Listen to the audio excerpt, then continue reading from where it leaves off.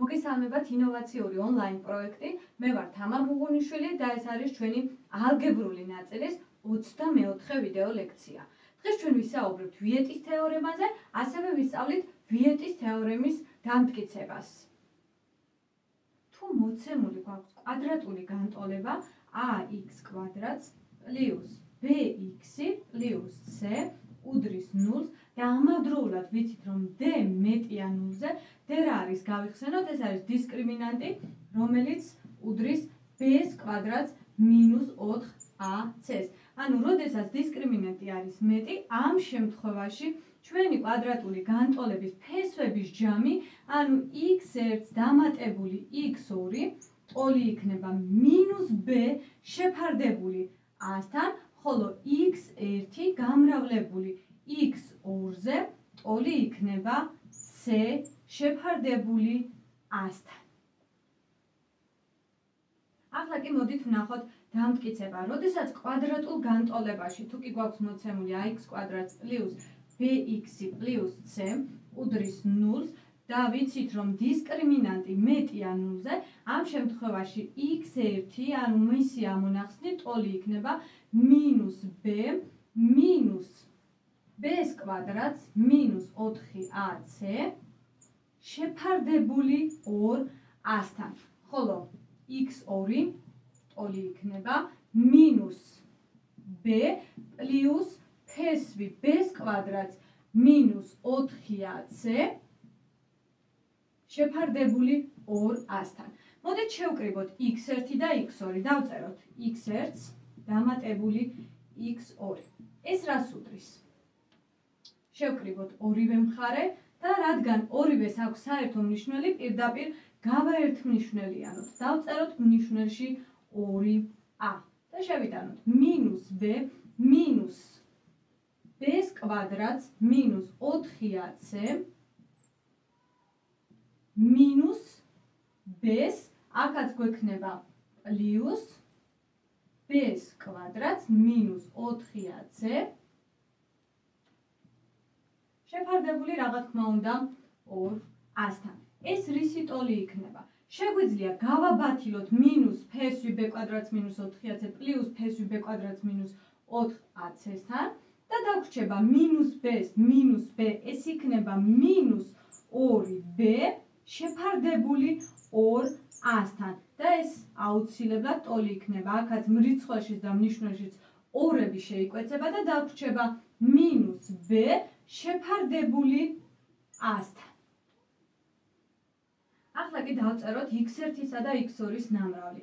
დავწეროთ x1 გამრავლებული x2-ზე და შევიტანოთ მათი მნიშვნელობები. x1 ვიცით უკვე რასაც უდრის, მინუს b მინუს ფესვი b-ს კვადრატს მინუს 4ac შეფარდებული 2a-სთან და ეს გამრავლებული x2-ის მნიშვნელობაც განსაზღვრულია უკვე მინუს b პლუს ფესვი b-ს კვადრატს მინუს 4ac შეფარდებული 2a-სთან. ჩვენ ეს ნამრავლი შეგვიძლია წარმოვადგინოთ როგორც ორი გამოსახულების კვადრატების სხვაობა. გავიხსენოთ თუ რას უდრი და a-ს კვადრატს მინუს b-ს კვადრატი. ეს იყო ამ გამოსახულებისვე ჯამისა და სხვაობების ნამრავლი. ანუ a კვადრატს მინუს b კვადრატი ტოლი იყო a მინუს b გამრავლებული a პლუს b-ზე. თუ დავაკვირდებით ჩვენს მოცემულ გამოსახულებას, a-ს შემთხვევა გვაქვს მინუს b, ხოლო b არის ფესვი b კვადრატს მინუს 4ac-დან. მოდით დავწეროთ მათი ნამრავლი ორი გამოსახულების კვადრატების სხვაობად. ანუ მინუს b ავიყვანოთ კვადრატში და გამოვაკლოთ ფესვი b-ს კვადრატს მინუს 4ac, ესეც აყვანილი კვადრატში. და შეფარდებული 2-ა რომ გავამრავლოთ 2a-სთან, ეს იქნება 4a კვადრატი. ეს რას უდრის? მინუს b რომ ავიყვანოთ კვადრატში, აუცილებლად იქნება b კვადრატი მინუს ფესვი b კვადრატს მინუს 4ac-დან აყვანილი კვადრატში აუცილებლად იქნება ფესვის გარეშე, ანუ b-ს კვადრატს მინუს 4ac. შეფარდებული რა თქმა უნდა 4a-ს კვადრატთან. ეს რას უდრის? გავხსნათ ფრჩხილები.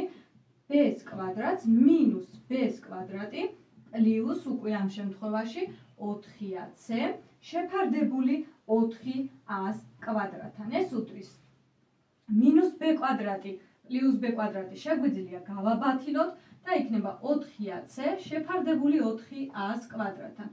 a-ს კვადრატით შეგვიძლია შევკვეცოთ a-სთან, 4-ებით შეგვიძლია შევკვეცოთ და დაგვრჩება c შეფარდებული a-სთან. ამრიგად მივიღეთ ჩვენი დამტკიცებით, რომ x1 დამატებული x2 ტოლი მივიღეთ მინუს b შეფარდებული a-სთან, ხოლო x1-ის და x2-ის ნამრავლი ჩვენი დამტკიცების თანახმად მივიღეთ c შეფარდებული a-სთან. ვიეტის თეორემის თანახმად x1 პლუს x2 უდრის მინუს b შეფარდებული a-სთან, ხოლო x1 გამრავლებული x2-ზე ტოლია c შეფარდებული a-სთან, როდესაც მოცემული გვაქვს კვადრატული განტოლება, სადაც დისკრიმინანტი არის დადებითი. ვიეტის თეორემა მართებული იქნება მაშინაც კი, როდესაც დისკრიმინანტი ტოლი იქნება ნულის. თუ ჩავთვლით, რომ x1 უდრის x2-ს და ეს უდრის მინუს b შეფარდებული 2a-სთან. კვადრატულ განტოლებაში დავწეროთ ჩვენი კვადრატული განტოლება ax კვადრატს პლუს bx პლუს c უდრის 0-ს. ახლა კი მოდით განტოლებების ამოუხსნელად ვიპოვოთ აღნიშნული განტოლებების ფესვების ჯამი და ნამრავლი. ანუ რა გავაკეთოთ? გამოვიყენოთ ვიეტის თეორემა. დავწეროთ x1 დამატებული x2. გავხსენოთ რას უდრიდა, ეს იყო მინუს b შეფარდებული a-სთან. ჩვენ შემთხვევაში b არის მინუს 6, ანუ 6 შეფარდებული a-სთან. a არის ერთის ტოლი, ამიტომ აღარ დავწეროთ a-სთან შეფარდება, რადგან 6 გაყოფილი 1-ზე, ისევ არის 6-ის ტოლი. ხოლო რაც შეეხება ფესვების ნამრავლს, ანუ ამონახსთა ნამრავლს, ეს იქნება x1 გამრავლებული x2-ზე და ტოლი იქნება c შეფარდებული a-სთან. c არის 8-ის ტოლი ჩვენთან, a კვლავაც არის 1-ის ტოლი. ანუ პირდაპირ შეგვიძლია რომ დავწეროთ, რომ ეს არის 8-ის ტოლი, ფესვების ნამრავლი. გადავიდეთ შემდეგ კვადრატულ განტოლებაზე და ვნახოთ თუ რა იქნება აქაც ფესვების ჯამი. ეს იქნება მინუს b შეფარდებული a-სთან, ანუ 5-ის ტოლი, ხოლო რაც შეეხება x1-ისა და x2-ის ნამრავლს, ტოლი იქნება c შეფარდებული a-სთან, ანუ უდრის 6. ჩვენ სხვათა შორის ზეპირადად შეგვიძლია გამოვთვალოთ ამ განტოლების ამონახსნები, როდესაც ვიცით მათი ამონახსნების ჯამი და ვიცით ამონახსნების სხვაობა.